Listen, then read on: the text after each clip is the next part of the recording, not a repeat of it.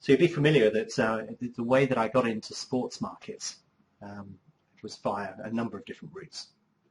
My inspiration was Ed Thorpe, who did Beat the Dealer, which was, he came up with this system to make money out of blackjack. And when I was young, that sort of caught my imagination. I thought, wouldn't that be cool if I could do something like that, you know, win at something which people had said was impossible to win at. And that's how I ended up on exchanges again, on betting exchanges. But in between that, my dad gave me a football balls coupon. And I've mentioned this a few times, but I actually found a box in the loft that had some of the stuff that I'd worked on. And I'd totally forgotten about this, but I've always been an archivist. I'm always keen on keeping information because, you know, it's great achieving some really good things, but proving that how you did it and the way that you did it and all of the detail behind it, I think, you know, allows you to definitely be labelled as an expert. Whereas I think if you just stumble into something or you don't understand it and you only, you know, you fluke it and maybe only do it for a year or two before your edge runs out without even realising what it was.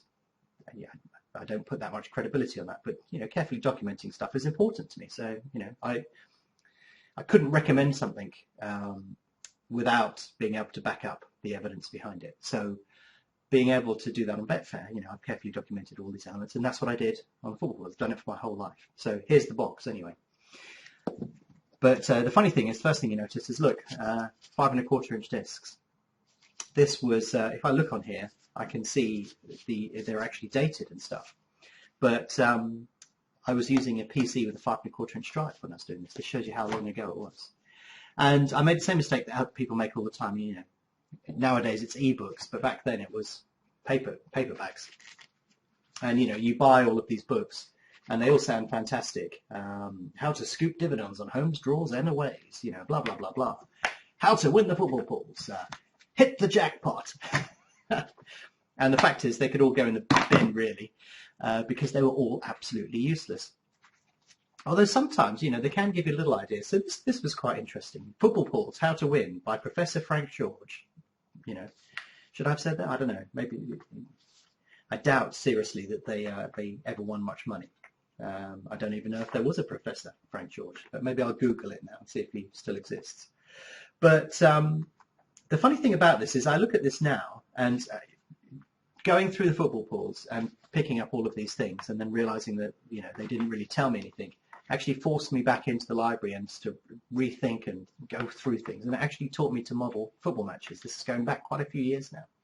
So I had to try and solve out how a draw occurred. And when I was looking at, I'm going to see if I can find what I need in here. This page will do. But it's basically saying, you know, if a team draws and then they draw again, then the chance of them drawing a third time is, but in fact that's a complete irrelevance. It's a red herring. Okay, certain characteristics will come out of that, but that's not how you price a football match, and that's not how I would price a football match, or any odds compiler would price a football match. And you know, yes, that is form, but that data contains no information, or very, very little information. You get a number at the end of it, but it contains no information. So I had to search and figure out how to get that information. So I would basically go through, let me see if I can dig some of these out. I would go through all the form. I used to use the Racing and Football Outlook. And I would go through the form.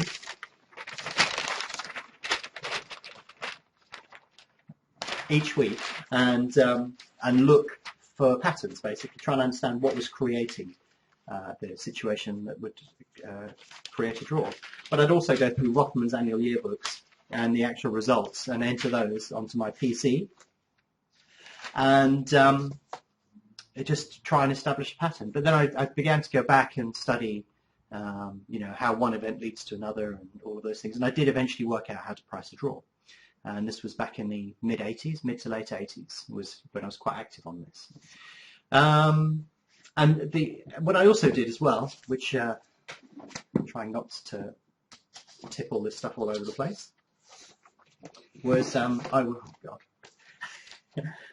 would print out all the results. You can see, maybe not, print out all the results and start comparing and understanding what was behind each one of those individual results. But I also did something which I still do today on everything that I do, and that is I carefully documented it. So I actually wrote it all down. So you can see here, I came up with some ideas and actually wrote it all down, and analysis of correct score betting and so on. Because that allows you to build. If you do something and something happens and you write it down, then that allows you to build off the back of it. So it allows you to sort of say, I did this, thought this, and this was the result. So you think, well, I have to modify one of those parameters if I was incorrect. But basically, you can see that the box is pretty huge here. It's about to tip off the edge of the table. And you can just see how much work has gone into it. It wasn't something that was a fluke or a bit of luck, or wasn't thought through.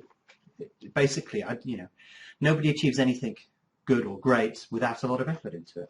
But the reward was worthwhile in the end, because I got my first dividend on Littlewoods. I actually won hundreds of dividends, but the crowning achievement was the first dividend on Littlewoods. What I used to do was post the entry to myself on a registered envelope and keep it sealed, so that when that situation did occur, I could say, well, look, I definitely predicted it. And this was, one of the entries as well. As you can see, I carefully kept detailed records about absolutely everything, including the entries, how it was entered, and so on and so forth. But I think, the practical upshot of this, if I put this back in here and show you the box, you can see how much information is contained in here, quite a lot. And I think the upshot of this is basically, if you're going to achieve anything worthwhile, you have to put a lot of effort in. There's no real shortcuts. You can buy books and all that sort of stuff, but find an expert on it for sure. Make sure they're a real expert. But yeah, there's no substitute for hard work, and there's always going to be a bit of process of trial and error. But if you're persistent enough and you approach it in a methodical and detailed manner, then there's no reason why you can't achieve anything really. And I think that's a practical upshot of my experience with football balls. I always wanted to win one. The financial consideration actually wasn't the key driver. I just wanted to do something clever.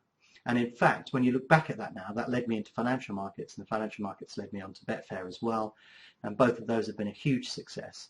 But its roots go back to what I was doing and when I was messing around on the football balls and trying to win a dividend or two. So yeah, no substitute for hard work. And if you put your mind to something and approach it in a methodical manner, there's no reason why you shouldn't be able to succeed, no matter how odd or bizarre your quest is in the first place. So yeah, hopefully that's given you a bit of background into how I won the football balls. If you're interested in learning more about BetAngel, visit betangel.com and download a free trial today.